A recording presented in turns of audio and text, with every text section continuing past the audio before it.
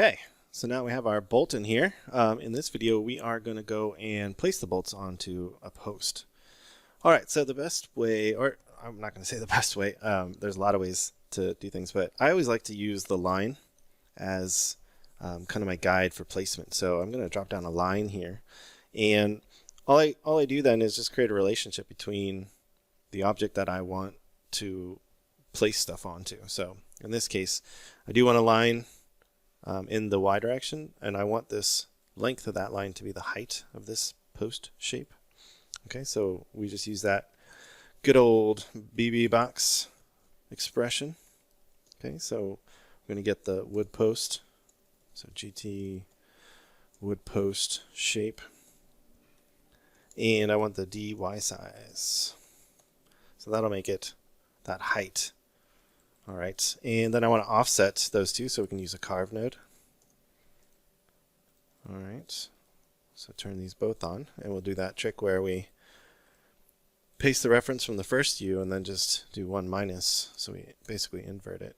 So now we have an offset.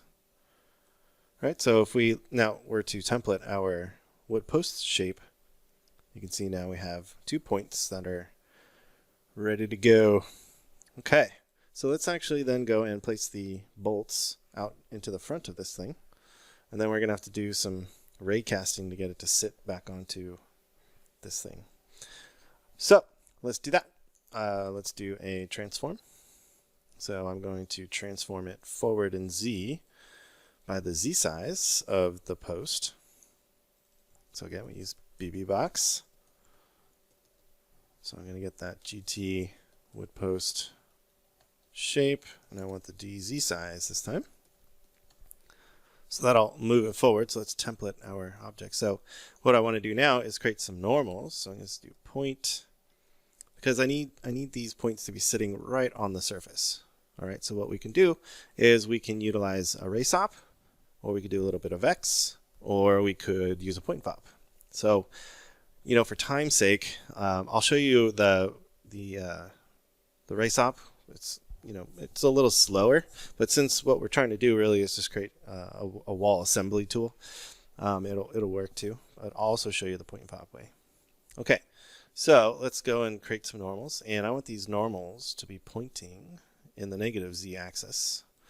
So let's create a new normal, and we're going to set this to 0, 0, and -1. So now if we look at the normals are pointing back. And so what I can do now is take a ray sop, right? And we want to put in some collision primitives. So that's going to be the post shape. And then we want some primitives to collide with, or to actually do the collision. And now you can see that the points are set straight right onto the geometry there. Cool. Okay, so the way to do it with the point pop, so let's get a point pop out here, is we're going to pass in the points into the first input, and then I'm going to take the collision primitives, or the post shape, and put that into the second input there. And we can use the intersect node inside of a point pop. All right, and it's looking for a file or a group, and an array origin and array direction. Okay. So the file that we're going to be sampling is that op input 2. That's the collision primitives. And our ray origin is the point, the current point that we're on, and the ray direction is the normal.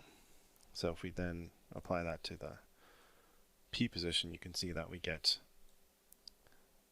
the points snapped onto the surface there.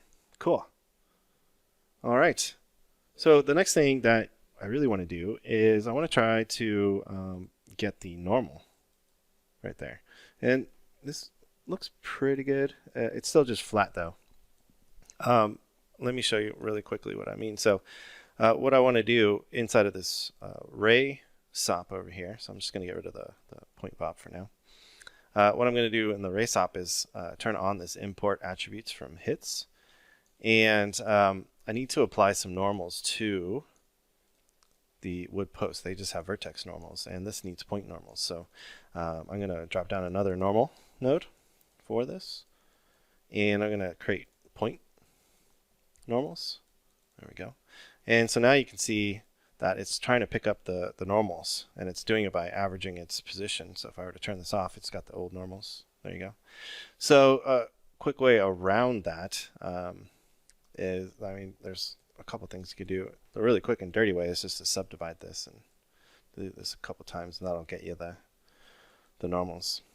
Again, because I'm not going to be actually importing this particular tool into the Houdini engine, I can kind of go crazy with my setup, but I do want it to be performance still, because I don't want to have to wait for this thing to cook a lot while I'm working with it. So right now we're doing pretty good. So I'm just going to organize these by holding down the A key and clicking and dragging. There you go. It's a nice little organizational tool. Okay, so now we've got our normals and we have our positions. We can do the copy. So let's just do a copy to points like so. And you can see that they're huge, but that's fine. So I'm going to merge this with the post before the copy, before we're going to copy it. So all I want to do is take the post here before I subdivide it there. So I want to take this guy, there we go, and then I want to rewire this like so. So now I've got a post, but the bolts are huge. So all we need to do is just do a little transform. And the first thing I'm going to do is rotate it 90 degrees, and then we'll do a uniform scale. Let's turn off all of our components there. And there we go. We now have bolts. And I think I'm going to start adding some vertex color too. So let's add some color to this, just so we can start setting up our colors. Plus, you can utilize this stuff inside of Substance Painter or Designer, because you can bake this out to the color map. Okay, it also bakes out here inside of Houdini, which we're going to take a look at pretty soon. We're almost there. Just going to still get all this stuff set up here. Alrighty. I don't want to do that one. I want to do this guy. There we go. I was getting lost in my own graph there. All right. Let me make it a little brighter. There we go. That's pretty good. Now we look like a post. And we can change the position or the offset of those guys by using this. And now it's getting applied to both. And there we go. So voila, we're getting the wood wall is coming together. So I'm going to color that guy too. And we can also throw in some occlusion really quick here using the game dev tools. Just to start to take a look, see how this stuff's coming along. Nice. Change that intensity a bit. Let's get the original color back in there. So I need a point bot for that.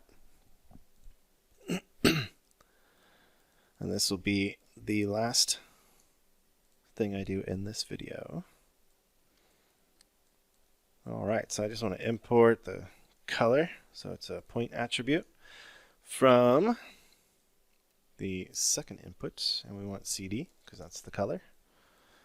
And what I want to do is just do a multiply, and I'm going to multiply the current color with the occlusion. Oops, and you don't want to pipe it into the position. There we go. So now we've got it overlaid or multiplied on top of. Change that blur. Alright, and this is all just vertex color. So more resolution, obviously, the better the occlusion is going to look. Alright, so that is that for this particular video.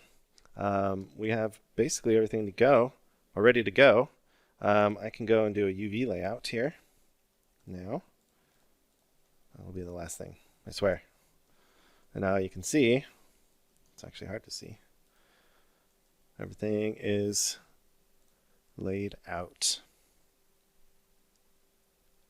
Oh, looks like we are missing something. here. All right, so I will fix that before the next video. But that is the idea right there. Got everything ready to go.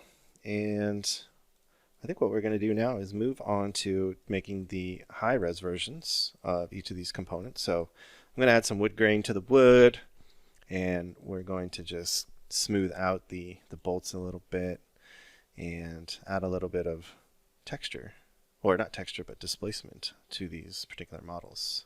Okay, thanks so much.